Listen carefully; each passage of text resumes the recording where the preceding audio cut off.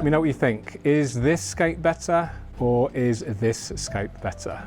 Alright everyone, George here. I'm here at Tropica Aquarium Plants in Denmark, and I wanted to give you an update on this Denelay Scapers tank. I think it's 60 or 70 litres. And it's been running about 3 months now, and it's looking really great, but we are going to evolve it today. And we'll be creating a separate video for Tropica on that. But I wanted to kind of do a vlog style for you guys, just to show you kind of what I do before and after.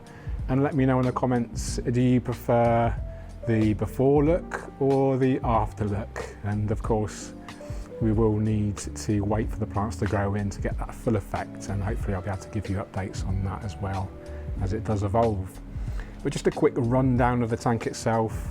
It's, like I say, a Denelay Scapers tank, filtered with an Oase Filto Smart 100 with the built-in heater there. Excuse the ugly black plastic, you know, that's just one of those things. It's relatively indestructible compared to glass. And we have a beautiful selection of nano-friendly plants here, starting off with the Marcellea minuta, which is this beautiful, tight, compact carpeting plant, very similar to Glossostigma, but much, much slower, and it tends to not go leggy like Glosso can. So it's taken a good while to kind of get to this level.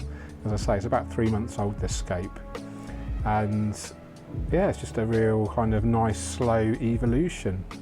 We've got this is an interesting plant. This is Gratiola viscodula stem plant here. Again, it's a relatively slow growing stem, and it does grow very interesting kind of patterns. It stays relatively short, branches out readily. Just something quite different to consider for a smaller aquarium. Got this beautiful moss here. I think this is a regular kind of Christmas moss attached to aqua decor. So that's actually some wood underneath that moss, believe it or not. And then we also have the Hygrophila pinnatifida attached again to the aqua decor. This has been pruned back several times to keep that compact shape. That's looking really great. And in the background, we've got the Hottonia palustris, which is a very old school, easy stem plant. And that is one of the plants we're actually going to change completely today.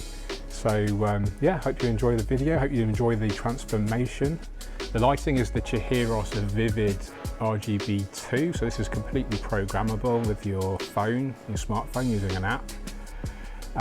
Obviously more than enough power for this nano tank. I think we're running on about 40%, 30%, and it is suspended probably 40 centimetres or 14 inches or so above the aquarium surface.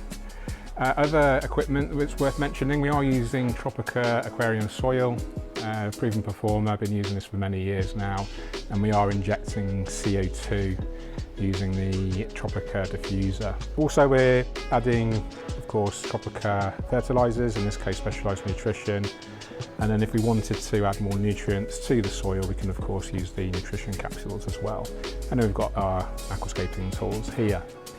So I will be not completely rescaping it. We are going to keep a lot of these plants in here, but it will look very different, hopefully better. Excited to get my hands wet and have a play with some beautiful aquarium plants. So the first job I've done is actually replace the Hottonia palustris completely with 4 pots of Pogostemon deccanensis. It used to be called Pogostemon erectus.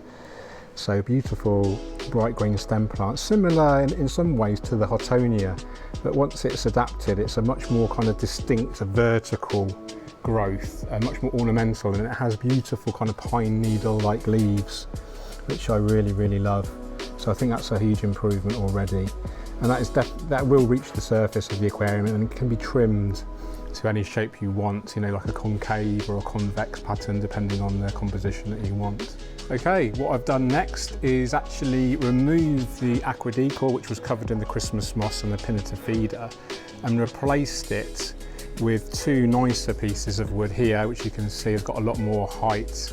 And then removed a lot of the moss and the Hygrophila pinnatifida that was attached to the aqua decor, and then weighed these 2 new pieces of wood down with a stone here, and then wedged those plants all around to make it look more natural, as if it's been there for a while rather than brand new. We do have some more plants to add to improve the overall look, and of course we will be needing to do a big water change at the end. And you might be wondering, why haven't I drained it down to do all this kind of adjustment? And I wanted to just kind of see it as it would be already filled. I've never actually done that before. I normally drain it right down and then do any adjustments and then fill it up again. But I just wanted to kind of do it in real time for you, and you can see the differences without, you know, the added complications of emptying and filling and all the extra time and energy that would take. Okay, apart from the brown water, that will clear up of course once we've done the water change, it's looking quite good. I have added some more rocks, as you can see, so we've got 3 stones in there all together, nicely aesthetically balanced there. A little bit, this is very central, this bit of wood here, so I might do something around that later, maybe add another piece coming up this way. You can see I've also added some attaching plants, some people call them epiphyte plants. The Hygrophila araguaia there, looking not very pretty at the moment. It's just been planted or attached from the 1-2 grow pot, so it's a little bit deformed and not looking its best, but in a few days that will soon right itself, grow towards the light and take on a more beautiful appearance. I've also planted some Rotala indica bonsai around the base of the stones as well. And I will be adding a few more species after this as well. So very happy with the development so far. Of course, it does look, you can see how brown it is with the white background there. Obviously we've been disturbing the soil and the wood is probably leaching some tannins already maybe. Okay, like I said, I wasn't happy with that distinctly central piece there, so I've added another piece of wood around it to really enhance the overall appearance. I think it looks more natural, looks more high impact, that hardscape now, and it's going to really develop beautifully as these attaching plants kind of grow over it all, the mosses and the hygrophilas, the pinnatifida and the araguaia. Got a few more plants to add now, so we've got some Schismatoglottis praetoi, which I'm actually going to add into the soil. It does prefer to get its nutrients through its roots. It can be used as an attaching plant though. And then I'm going to add some of the mini hairgrass there, just as tiny little accents across the Marsilea carpet.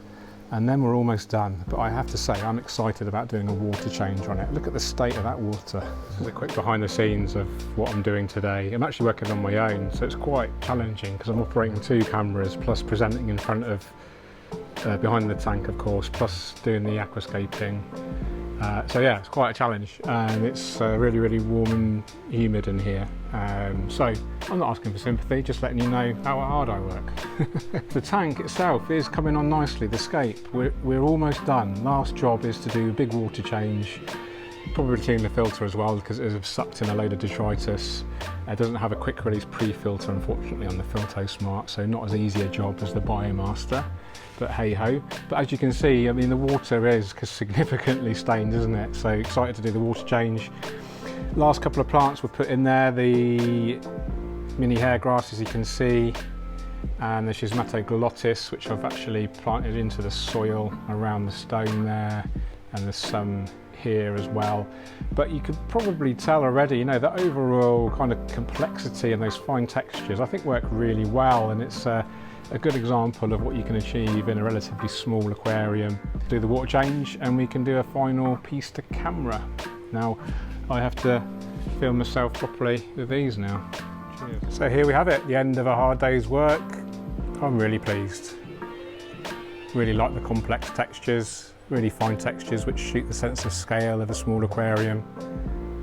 I think it's going to look really lovely once the mosses and those attaching plants, the Hygrophila pinnatifida and the araguaia, have kind of matured.